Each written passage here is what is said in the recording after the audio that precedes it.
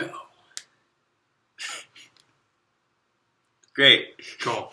So we're currently on our way to home from Seattle. Yep. We're going the long way. We're going home to Seattle. Going home to Seattle, Not yes. from Seattle. I just finished my second summer at the University of Northern Colorado, in case... UNC. And we're taking the long road. We're going to... tomorrow we're heading to Arches National Park. And after that... Yeah. Super excited.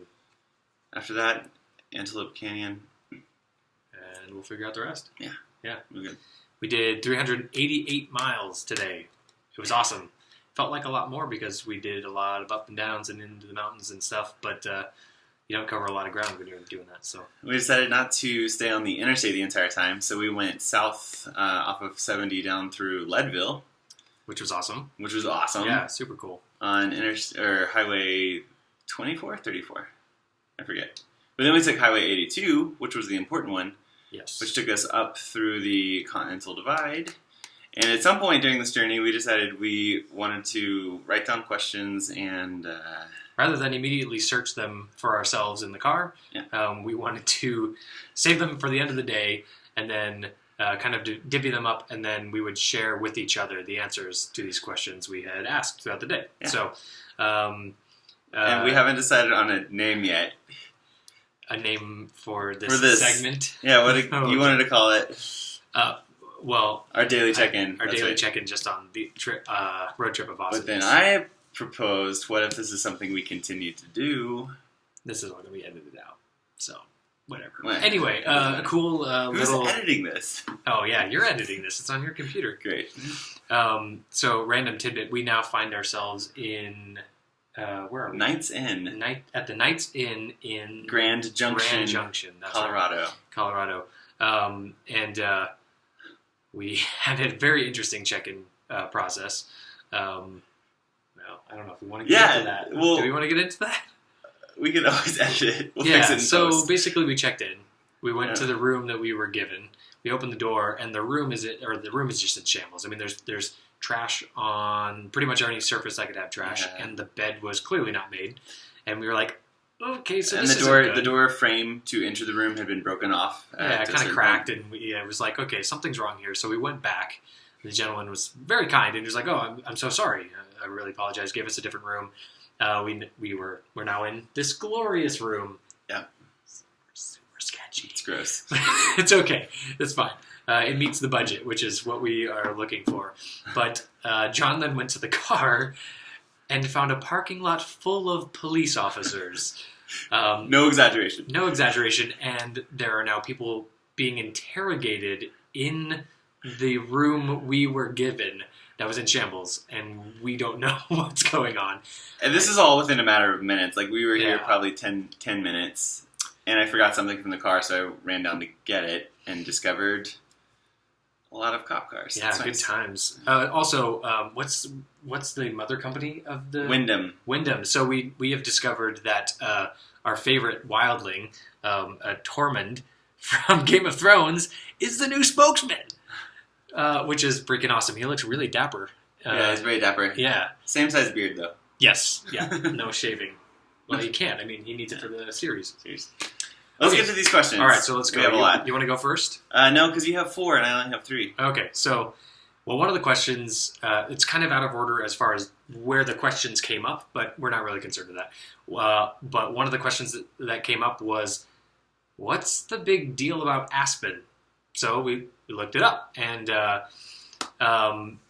we should also share that he's looked up answers to questions that I don't know his answers yet, right, and vice versa. Yeah, we didn't want to share with each other. We wanted it to kind of be, we had these questions, and now I'm going to give the answer to John, and he's going to be like, cool, that's the answer. Yeah. And I'll be like, yeah. So Aspen, it's kind of interesting. In a little bit of research I did, so they have the Aspen Institute, which has huge, it draws in huge speakers, huge crowds, like Hillary Clinton, Deepak Chopra, lots of... What is the S? I mean, why? I didn't look into. Okay. I cool. Couldn't tell you that, but I mean, the long and short of it is it's a billionaire's playground. Like the big names you'd know, like the Koch brothers, Jeff Bezos, Howard Schultz from Starbucks. Yeah. All have invested a ton of money in the area. They own a lot of property, obviously personal homes and things like that. Unfortunately, it's kind of shaken up Aspen as far as the original town. A lot of locals have had to move out. They pushed them out, but the housing authority in Aspen is greatly supplementing housing or subsidizing housing for locals. So if you are an employee of the area, I mean, you can get rent as low as a couple $100 a month because they're trying to keep people in town. Yeah. But it is kind of just a millionaire's paradise. As we saw when we were driving through, these mansions are insane. I mean, we're from Seattle, and so you see some pretty wealthy houses, Mercer Island, and a lot of the areas across the water from Seattle. Insane houses. These houses in Aspen are the vacation homes of those people. I mean, they're insane. They're nuts. They're crazy. Like, we drove by one earlier, and I was like, oh, that's a complex. And then we realized, no, that's not a complex. That's one house. And it was pretty darn crazy. But yeah, so, I mean, that's kind of the general feeling, is that it's kind of a winter paradise. Most of those billionaires are coming in during the winter to take part in skiing, jet ski, or not jet skis, snowmobiles, things like that. So the winter sports. So that's it was Aspen. Beautiful area. Our question was Aspen, why? But it was beautiful, absolutely. I forget how this one was worded, but it came up, how big is Montana? Because Montana's too big. It needs to give back some land. That's my say. I think Montana needs to give back some land. I think Montana's fine the way it is. No offense to Montana, but I think it came up as you had said that Montana was the third largest state. That's what I thought. So John said third largest state, and I said we should look that up and see if that's factual. So it went on the list. I was wrong. It's not the third largest. What is it? I forgot about California. Oh, California's huge. Right. Yeah. So, respectively, states according to their size in the United States are Alaska. Okay, yeah, huge. Yeah, that makes sense. Do listing properly. Alaska, Texas, then California, and then Montana. Okay. But if you look at it, I mean, I know. All of those states are deceiving in size. Like California is the hook, kind of, and yeah. But when you look at Montana, it's like this giant square. It's huge. And you're like, give back some land, Montana. It's huge. Although I guess we'd have to beat up Alaska, Texas, and California first. So maybe not. No. You're cool. We like you, Montana. What was your question? Okay, so this one was a weird one. What were we talking about? Somehow beet juice came up. Because I had a drink. aspirin. Yes, I had a drink, and I wanted it to taste more like beets than berries.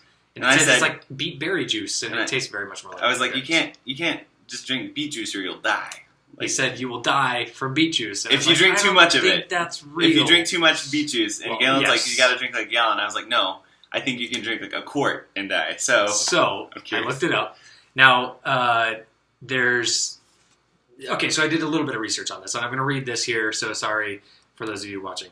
But okay, so beet juice, how much will kill you? Yes. Okay, so this is according to. Is that what you typed into? No. Okay. That's just my header for this. Okay, yeah, cool. So beet juice, how much will kill you? So this is according to livestrong.com. Okay. So it says beet juice contains vitamins A, B1, B2, B6, and C, as well as folic acids, potassium, calcium, iron, fiber, and antioxidants. Sounds pretty healthy. So lots of stuff. Mm-hmm. Now, obviously, as we know from a lot of vitamins, it's all about moderation. Right. If you take in too much, it can cause issues, right? Right. So anyway, this was a big thing that they had on their site. The FDA warns against the dangers of any untreated fruit or vegetable juices.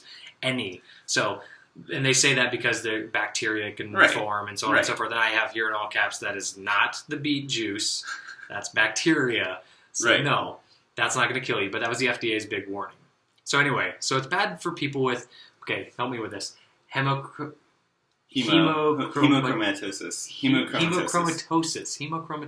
Okay. Which is a genetic disorder that causes an excess accumulation of iron in the body. So with iron being something that you get from beet juice. But I couldn't find anything that necessarily said that with a normally functioning body that it was necessarily dangerous to drink lots of beet juice. Now, they didn't give any measurements, but keep in mind, everything's probably fine in moderation. I like beet juice, so I encourage beet juice drinking. for There's many people. Obviously a lot of vitamins, bee juice. Very heavy in vitamins. But anyway, in moderation. Yes. So okay, there may be research out there that says it'll kill you. I couldn't find it. Okay, aspen eyes. This video is getting really long. Yes. Aspen eyes. Aspen trees have what look like eyes, and this was recently brought to my attention yesterday, actually, when one of our professors, Kelly Stein, had an aspen eye on her screensaver, or her backdrop of her computer, and she was sharing something through the projector, and all of us were very amazed. And then on our drive today, Highway 82, we saw a lot of that, actually. Yeah. You just look to the side of the road, and all of a sudden, their eyes everywhere. It's pretty creepy. Crazy. It's pretty crazy. So we were curious about this. I found a couple of sites. The first one I found was fireflyforest.net, which is somebody's just personal blog. Gotcha. But I didn't quite trust it, so I did some more digging. And the National Park Service, nps.org, nps.gov. That's better. Government. They actually corroborated what I found out on...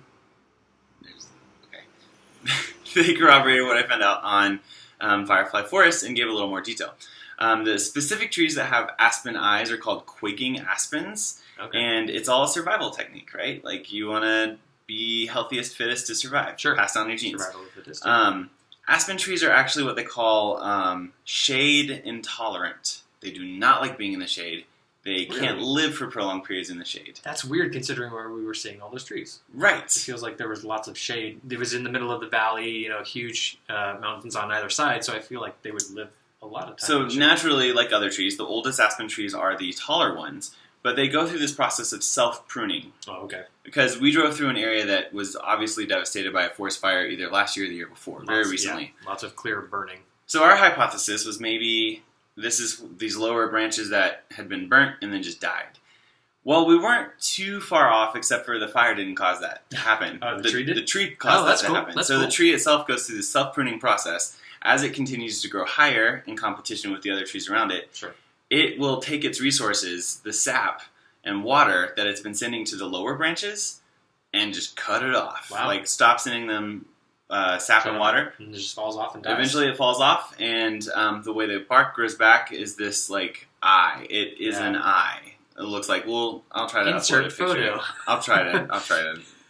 I might just upload this whole video. That's fine. Very cool. It's really cool, and it's amazing how like anatomically correct some of them are. Yes, because some of them you're like, okay, it's kind of the shape of an eye, and the human brain extrapolates some of that information, and we just kind of we see patterns where there aren't. Especially faces. Like humans will put faces on things that there's no face. But these, like some of these, are very, very clear. They look like eyes. Yes, it's very bizarre. So it's crazy. That's cool. Well, self pruning, interesting. Yeah.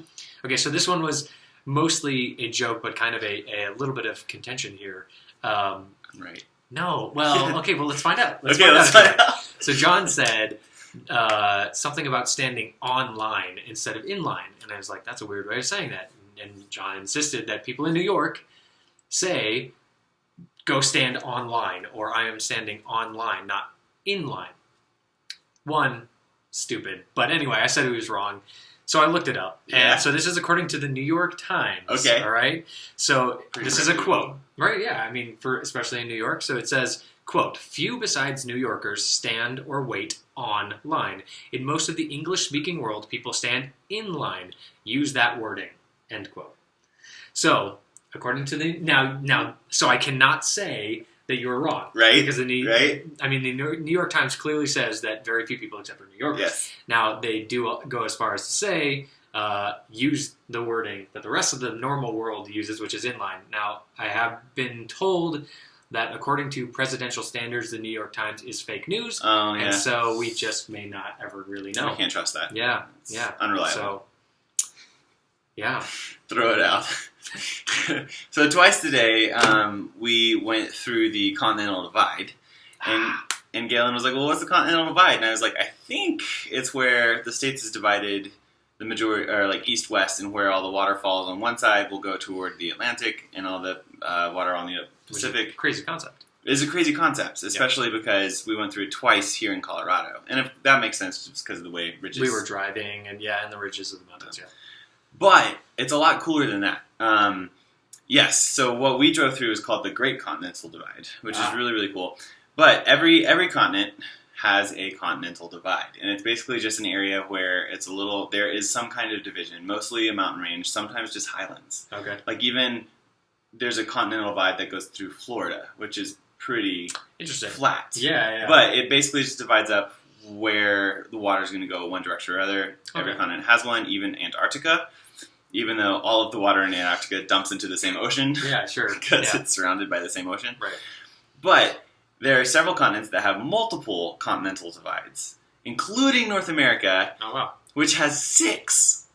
So there are 6, and I'll try to be really brief with this. Okay. The 6 are the Great Continental Divide, which is the one we went over. Runs from Alaska all the way down to Mexico. Oh, wow. Then That's huge. It's huge. Yeah. It's very big. Then we have the Arctic Divide, which starts in southwestern Alberta in Canada, winds its way west of the Hudson Bay, and then ends up going around the northern part of the Hudson Bay and going to the Labrador Sea. You have to keep your gestures within view. They have no idea what you're talking around about. the Hudson Bay, and then ends up at the Labrador Sea. Okay, cool. Then you have the Laurentian Divide, which starts near Big Fork, Montana, runs into Saskatchewan, down through half of North Dakota, then goes north of the Great Lakes, under the Hudson Bay, and ends up at the Labrador Sea. What? Then you have the... So they can run horizontally? Yes. Wow, crazy. Yes. Okay. Because it's just a high elevation. Wow, that's crazy. Then there's the St. Lawrence Divide, which starts in Minnesota, goes south of the Great Lakes, and ends up near the Gulf of St. Lawrence. Okay. Then you have the Eastern Divide, which starts near the New York-Pennsylvania border, runs along the west coast, miles in, runs along the west coast, I'm guessing along the Appalachian mountain range. Okay. And that's the one that then divides all the way, like, halfway through Florida. Like, pretty much, if you look at it, it's pretty cool, halfway through Florida. Interesting. What goes into the Gulf, and then what goes into the Atlantic. And then, finally, there's the Great Basin Divide, which doesn't empty into any ocean, because the Great Basin is... Fake. Well, it's below sea level. No, the Great No, it doesn't count. You're not counting that as one of your 6. Yeah. No. Yeah. No, it doesn't go into an ocean. Okay, geolounge.com is where I got that site. It's very fascinating. They're wrong about one of them. Go read more about it. 4 out of 5 right. Well, the Great Salt Lake is below sea level. Yeah. So it's not draining into the ocean. It's not a continental divide, and I'm gonna. It is technically a continental divide. All right. I'll take. Okay. That's awesome, though. That's fascinating. Your last one. All right, so the last one, and then perhaps the most important, and luckily brief for those of you who might actually be watching this. So we were listening to awesome, epic 80s music all throughout our drive today. Awesome playlist. I might include a link to it. So the song Everybody Have Fun Tonight came on, which is by the band Wang Chung. And there's a line in it that they keep repeating, which is "Everybody Wang Chung tonight," and we're sitting there going, "What does that mean?" I don't know if I'm uncomfortable with this. Or I didn't even know Wang Chunging. Or... I didn't know it was self-referential. Yeah, I mean, maybe I don't know. Yeah. So it is. It's the name of the band is Wang Chung. Right. And so apparently it was kind of an ad lib that they had done. But so according to an interview with Jack Hughes and Nick Feldman, who were from the band, this is on K Earth 101. Okay. Sure, it's a reputable source, right? Sure. So, quote, "We don't really know what it actually means. It means kind of whatever you want it to mean," end quote. So, the only other thing I had was, alternatively, the band's name is also Wang Chung, which was derived from a Mandarin phrase meaning yellow bell. Huh. So it can either mean whatever you want it to mean, or maybe it means yellow bell. Wang Chung. Yeah. Okay, we decided we're going to do this. We have one pending question. Oh, yeah. What was the original hee from Michael Jackson? We're going to have to conduct more research. We're going to have to do some more research on that one. That one's going to be a little bit deeper of a dig. Yes. So. And then we also agreed that at the end of each of these segments, we're going to talk about which fact we found the most interesting. And it could be one that I found that I find interesting, or one that Ganley found that he found interesting. So what do you think? What's your vote? I'm hardcore Continental Divide. That blew my mind. I'm pretty close with you. I think the Continental Divide is pretty fantastic. Let's see. Well, okay, so just so I don't pick the same one as you. You can. It's okay. I think the Continental Divide is pretty badass. It's pretty cool. I think I learned the most out of that one. Yes. And I think it's probably the most substantial of our... I mean, most of them were kind of like, oh, I wonder, that's kind of weird. The kind of stuff you just Google and be done with. But the Continental Divide is something that, I mean, now that I know, I'm not going to forget that. Right. It's something and it's geologically, that's just so cool. So it's really my cool. vote's for Continental Divide as well. Cool. So I think today Continental Divide wins. Perfect. I think we're going to try to post links. I'll take this upon myself. Try to post links to all the articles that we read in case you want to explore that more. We're mostly just making it up, so we'll just make up links. I'm sorry. Aspen trees have a lot more interesting fun facts. Beyond that, we'll see you after Arches tomorrow. Yeah. We're going to Arches National Park. Another 200 or 300 something miles. Right? 80 miles tomorrow. Yeah, pretty crazy. So, all right, guys, we'll see you later. Bye. Bye.